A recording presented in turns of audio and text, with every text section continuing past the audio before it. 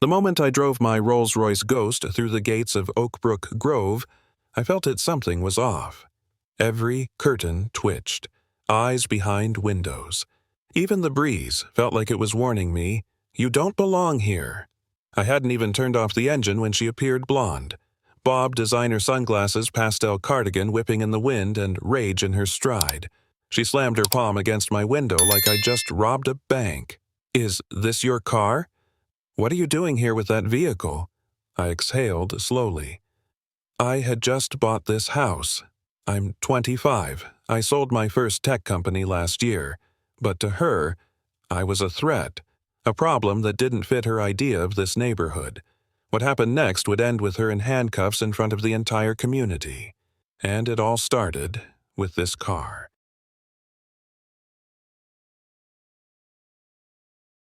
She didn't wait for an answer. She pulled her sunglasses down just enough to let her glare cut through. "I'm Victoria Harlow," she announced like royalty president of the Oakbrook Grove Homeowners Association, for 5 consecutive years. She emphasized every word like she was reading from a crown. I stepped out of the car, slowly, keys still in hand. "Nice to meet you, Ms. Harlow. I'm Ethan Rivera. I just closed on 823 Willow Lane." She scanned me top to bottom like she was grading a threat level. Sneakers, jeans, button-up shirt, her jaw locked. "You bought the Grant house?" Her voice was pure disbelief. "You're... what, barely out of college?" 25, I replied, calm and measured. "And yes, the sale finalized last Friday." Victoria folded her arms and looked me dead in the eye. "Not possible. I review every HOA submission. No one like you was approved." There it was. Not just disbelief, something sharper. Coded, personal. She narrowed her eyes, scanning me like I was a math problem that wouldn't solve.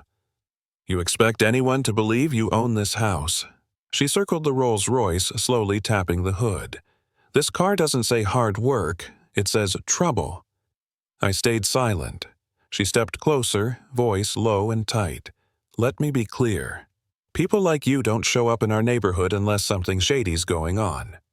Just like that, it stopped being about the car and started being about me. Without missing a beat, Victoria pulled out her phone, not in fear, but with strategy. Loud enough for the block to hear, "Yes, 911. I need officers immediately. Suspicious activity, possible vehicle theft. Young male unknown to the community." She turned toward a pair of neighbors across the lawn. "You saw him, right? Just drove up. No moving truck, no realtor. Who moves in like that?" I didn't say a word. Just stood there. Calm. She held eye contact with me the whole call like daring me to run. I didn't. But it was clear she wasn't just calling the police, she was calling an audience. Curtains fluttered, doors creaked open. One by one, neighbors stepped out, robes, mugs of coffee, lawn chairs half folded. They weren't coming to help, they were coming to watch. Across the street, an older man in a flannel shirt stood quietly, phone in hand, filming. A teenage boy peeked from behind a bush, recording too. Victoria noticed and straightened her posture like she was on stage. "Good," she said under her breath. "Let them see who you really are." I unlocked the trunk slowly, revealing sealed moving boxes with my name and company logo. "You're making a mistake," I said. "This isn't how neighbors meet each other." She ignored me, spinning to face the audience. "We have to protect our community. This is how criminals get in flashy car, fake papers, fake name." Then she looked me dead in the eye. "Don't think a fancy logo will save you."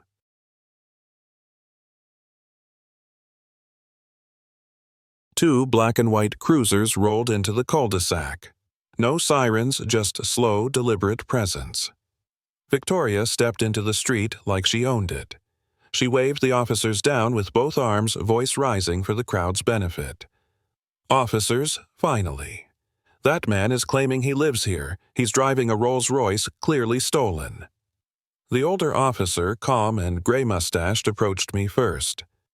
"Sir, may I see your license and vehicle registration?" I nodded. Of course. I pulled them from a slim folder ID, title, insurance deed. Everything was in order. The younger officer began scanning the documents. The older one stayed quiet observing. Victoria hovered behind them, arms folded tight. "I guarantee it's fake," she added smug. "You'll see. These people always have stories." The officer didn't respond, but his expression said he'd heard stories before, and they didn't come from me. The younger officer looked up from his tablet. Title's clean. Vehicle matches registration. Insurance is current. House deed filed last Friday. Silence. Victoria's smile cracked. "That's not possible," she snapped. "Check again. He must have hacked something. There's no way someone like him—" She caught herself, but not fast enough. The older officer raised an eyebrow. "Someone like him," Victoria straightened. "I meant young. No one his age should afford that car or that house." She looked around for support eyes darting to familiar faces, but no one moved. Not even the ones who had nodded earlier. Her voice turned sharp, desperate. "You're making a mistake. He doesn't belong here. He's pretending. He's playing all of you." But the words weren't landing anymore, because this time the facts had spoken first. Victoria spun around and locked eyes with a couple standing nearby, neighbors clearly hesitant. "Don't just stand there," she said sharply. "You saw him roll in with that car? You really believe someone like that belongs here?" The man shifted uncomfortably. His wife pulled at his sleeve, whispering, "Maybe we should stay out of this." But Victoria pressed on. "You care about your property values, don't you? You want your kids safe?" She turned to the small crowd. "He shows up in a $300,000 car with no moving truck, no agent, no approval from the board. This isn't normal." A few neighbors nodded uncertain, but swayed. She pulled a clipboard from her tote bag like she had planned for this. "I'm collecting signatures. We can challenge the sale. The HOA has power. We can reverse this." That's when I realized she wasn't just reacting. She was orchestrating. Before anyone could sign, a steady voice cut through the murmurs. "Victoria, that's enough." Everyone turned. It was John Mallory, a retired engineer who'd lived on the block for over 20 years. Gray hair, calm eyes, arms folded across his chest. "I checked the county records this morning. Ethan is the legal owner of 823 Willow Lane. Closed last Friday, just like he said." Victoria froze mid-sentence, then forced a laugh. "John, you can't just believe what you see online. These things can be faked." John raised his phone. "No, I called the title company myself. It's legitimate." He looked at the officers. "This whole scene. It's a misunderstanding on her part." A hush fell. The neighbors turned again, this time away from Victoria. She tried to smile, but it faltered, and for the first time she looked unsure. John didn't stop there. "I think the officers should see this." He tapped his phone screen and held it up. Footage from his doorbell camera played crystal clear audio wide-angle view. It captured everything. The moment Victoria marched up, the way she slammed her hand on my window, and most importantly her voice saying, "We don't need someone like him lowering our standards. I'll make sure he's gone one way or another." Gasps. Audible? Real. Even the younger officer raised an eyebrow. Victoria lunged forward, trying to wave it off. "That's taken completely out of context." John didn't blink. "It's your voice, Victoria. No editing. No tricks."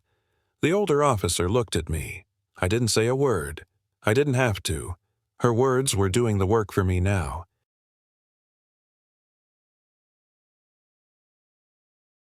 Victoria's smile snapped. She stepped forward, voice shrill, no longer controlled. "This is a witch hunt," she barked. "You're taking his side over your own HOA president. I've served this community for 5 years. The older officer raised a hand. "Ma'am, please step back." But she didn't. "He's manipulating all of you.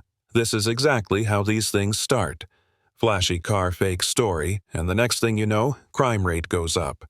Murmurs in the crowd turned to uncomfortable silence. The younger officer checked with dispatch again. Title confirmed. Vehicle registered. No flags. I stood still, arms crossed, saying nothing, letting her spiral. Victoria spun toward the crowd. "He's here to disrupt everything we've built." A woman in a bathrobe muttered, "What exactly have you built, Victoria?" That did it. The crowd shifted, and for the first time, they were no longer behind her. While Victoria kept ranting, the older officer stepped aside, speaking quietly into his radio.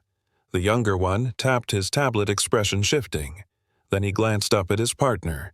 "She's in the system," what I heard him say, from when the officer didn't whisper this time. 2 years ago. Complaint filed by a former resident, same neighborhood, same behavior. Accused of harassment and discrimination. Victoria froze. "You were warned back then." "Ms. Harlow," the officer said, turning to her, "a settlement was reached, but that doesn't erase the record." She stammered. "That was resolved. It wasn't even proven I was protecting our standards." The officer's tone turned colder. "There's a pattern here. Same language, same tactics, different target." The neighbors whispered now, some stepping back from her. Suddenly, her authority didn't look like strength anymore. It looked like history, repeating itself. I finally spoke. Calm, clear, direct. "Victoria, let me explain something simple," I said. "The HOA doesn't have legal authority to approve or deny a private home sale. You don't own this neighborhood." She snapped back. "We have standards. We protect property values, community culture." I cut in. "The sellers accepted my offer. The county recorded the deed. I own this house, whether you like it or not." The crowd nodded. A few people murmured in agreement. Victoria's face flushed. "This is exactly what I warned about. Outsiders taking over, destroying structure." The older officer looked her straight in the eye. "Ma'am, structure doesn't mean targeting people who don't fit your preference." Her mouth opened. Nothing came out. For the first time, she didn't have a rule book to hide behind. That's when John raised his voice again, steady but firmer. "There's more," he said, tapping his phone. My doorbell camera didn't just catch her words. It caught what she said before she approached him. He hit play. Victoria's voice rang out cold and deliberate. "I don't care what papers he has. We don't need his kind driving up our street in that car. I'll make sure he's gone, even if I have to bend the rules." The crowd recoiled. Someone gasped. A woman with a toddler stepped back, whispering, "Did she really just say his kind?" Victoria lunged forward, desperate. "That's taken out of context. I meant his attitude, his flashy presentation." But it was too late. People were shaking their heads, folding arms, turning away. Her power wasn't slipping, it was crumbling, and she knew it. The shift was subtle, but complete. The officers weren't looking at me anymore.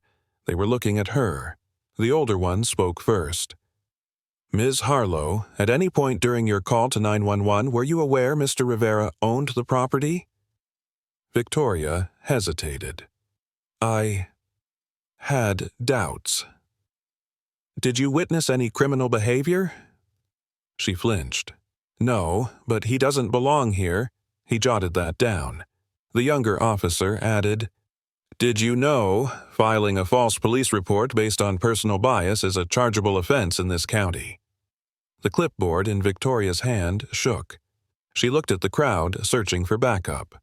No one stepped forward. Even the neighbors who signed her clipboard earlier quietly put it down on the curb. Victoria swallowed hard. The badge wasn't on her side anymore, and neither was the neighborhood.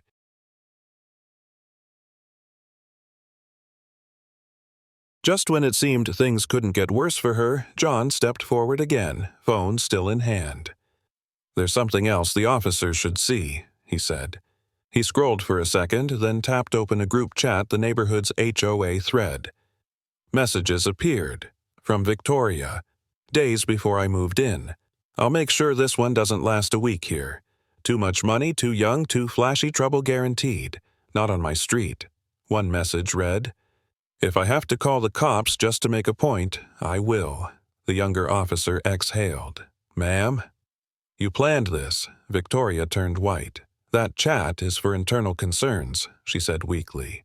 "That was taken out of context," John interrupted. "No, Victoria, that was the context.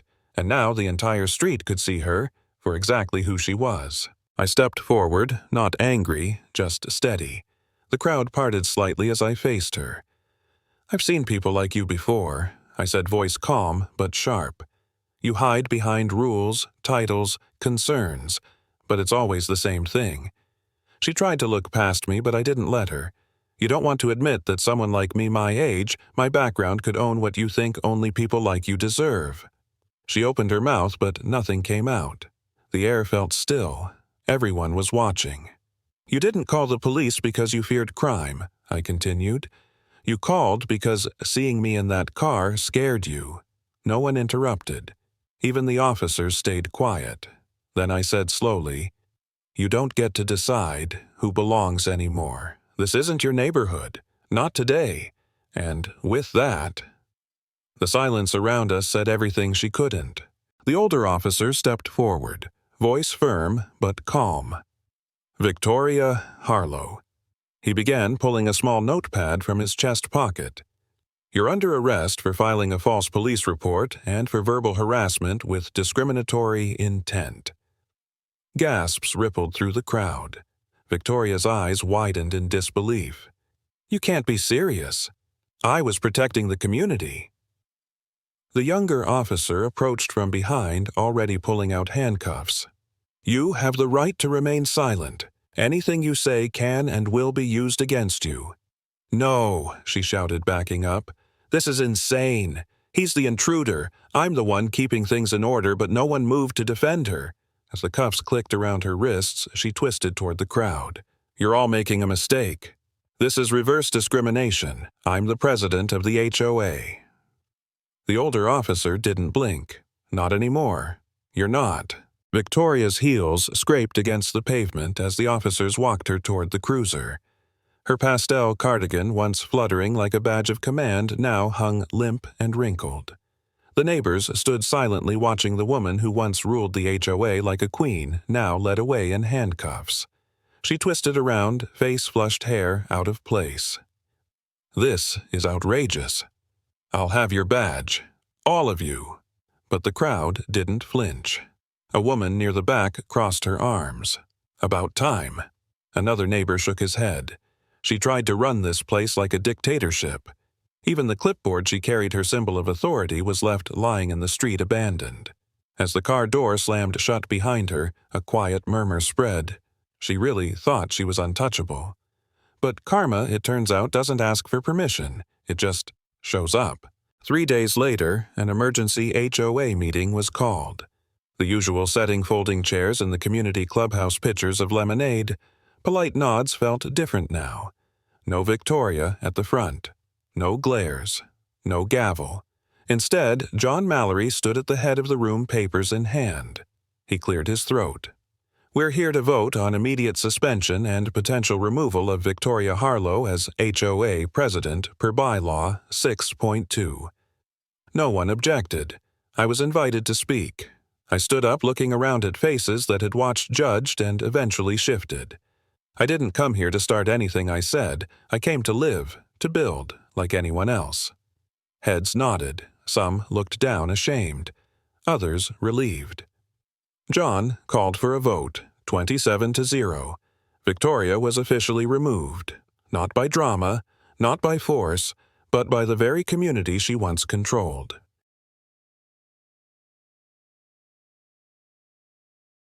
With Victoria removed, the room sat quiet for a moment.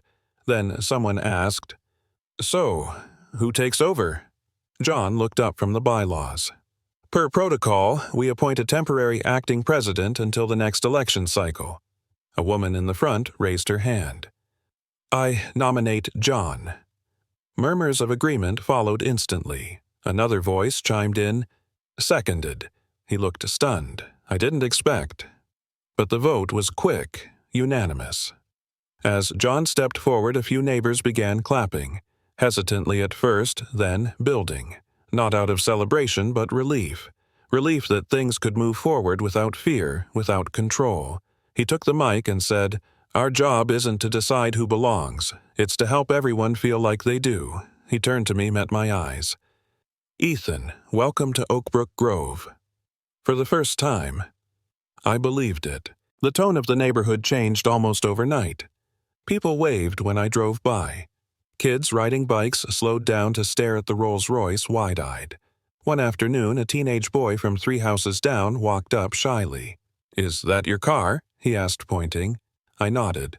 "Want to sit inside?" His face lit up like Christmas morning. A couple I'd seen at the meeting brought over a welcome basket, homemade cookies, scented candles. Even a note. "We're sorry for how things started. Glad you're here." The local paper ran a short piece. Oakbrook Grove takes a stand against discrimination. I didn't need a headline. The real proof was the quiet nods, the changed glances, the second chances. And though some eyes still watched from behind curtains, this time they weren't judging. They were curious, open, hopeful. Victoria didn't return to the neighborhood. Her name was stripped from HOA documents, newsletters, even the community welcome packet. Word spread fast. Clients at the luxury real estate firm where she worked began pulling listings. One local investor tweeted, "Won't work with someone who sees value in square footage but not in people." The company placed her on administrative leave. That was the polite version. A week later, a for sale sign appeared in front of her own home. Some said she was moving voluntarily. Others whispered she was being encouraged to go. Her once daily HOA emails gone. Her clipboard, once a symbol of authority, replaced by a community suggestion box. In the end, the woman who tried to guard the gates couldn't even keep her own, and the silence she left behind. It was the most peaceful the neighborhood had felt in years. It was a random Thursday afternoon. I was at the local grocery store grabbing coffee and almond milk when I turned the corner, and there she was. Victoria. No heels, no sunglasses, no clipboard, just a plain gray hoodie, jeans, and a cart half filled with discounted produce. She looked up and froze. For a split second, the fire returned to her eyes, but then she dropped her gaze. She turned her cart sharply and pushed it toward the exit, nearly knocking over a display of cereal boxes. Didn't say a word. Didn't make eye contact. Just left everything behind and walked out. I stood still, watching the automatic doors close behind her. No drama, no speeches, just quiet retreat.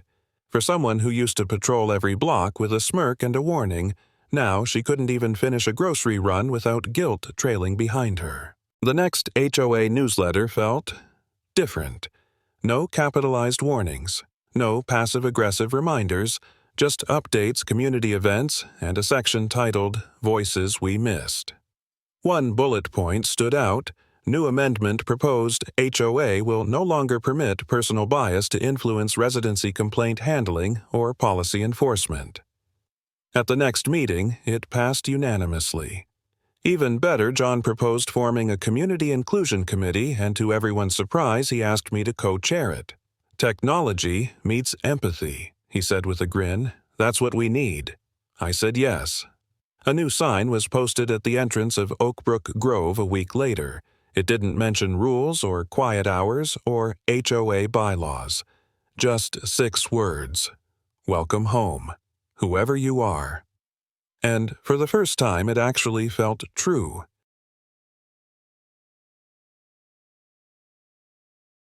One sunny Saturday, I pulled the Rolls-Royce into the driveway and popped the doors open wide. A few neighborhood kids wandered over, eyes wide. "Is it really yours?" one of them asked, pointing at the Spirit of Ecstasy on the hood. "It is," I smiled. "Want to see the inside?" Soon, there were sneakers on the driveway, sticky fingers on the leather, and laughter echoing down the cul-de-sac. Their parents followed cautiously at first, then smiling. I gave a short tour, talked tech, let the kids press buttons that lit up the ceiling like a galaxy. "This is what I built," I said. "Not just the car, the company behind it. Took me years and no shortcuts." One dad clapped me on the back. "Glad you're here, man. Really. For the first time since moving in, I didn't feel like I had to prove I belonged. I just did." A few weeks later, an envelope arrived, thick, cream-colored, with the city seal embossed on the flap. Inside was a formal letter from the mayor's office. "Dear Mr. Rivera, on behalf of Oak Ridge County, we want to acknowledge your remarkable restraint, professionalism, and contribution to positive change in our community.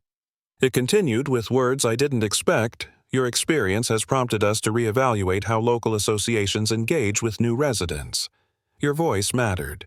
Your presence made a difference. Enclosed was an invitation to speak at the city's annual Community Leadership Forum. I read it twice before setting it down.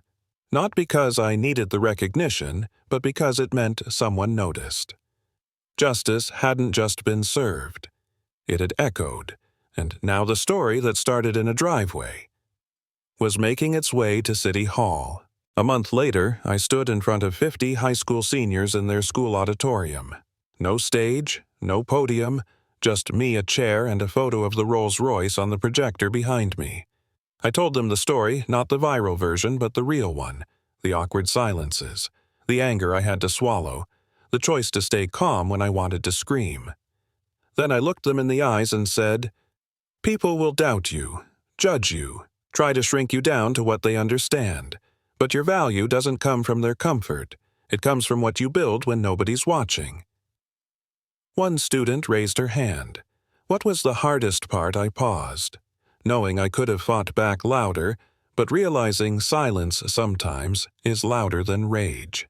They didn't clap, they just nodded, because they got it. That night back home, I parked the Rolls-Royce in the garage and turned off the engine. No music, no distractions, just silence. I sat for a minute, hands resting on the wheel, staring at the glowing dashboard. This car had been a dream since I was a kid, but I never imagined it would become a battlefield. It had been judged before I was, assumed stolen before I could even say my name, and yet here it sat. Still mine, still spotless. I ran a hand along the stitched leather, then whispered half to myself, "You're not just a car. You're a reminder that I made it through bias, through judgment, through being underestimated again and again. Not because I shouted, but because I stood, because I refused to move, even when the whole street wanted me gone." I didn't share this story to get sympathy. I shared it because it's real, because some people are still told quietly, subtly, and sometimes loudly that they don't belong. But here's what I learned. You don't need permission to exist. You don't need approval to succeed. And you definitely don't need to fit someone else's idea of who deserves respect. Sometimes just standing your ground with grace, with truth, with calm is more powerful than any argument. If you've ever felt judged before anyone knew your name, if you've ever had to prove yourself in your own driveway, you're not alone. And if this story meant something to you, share it with someone who needs to hear it. Or just hit like or subscribe, not for the numbers, but because every story like this makes it a little easier for the next person to be seen and to stay.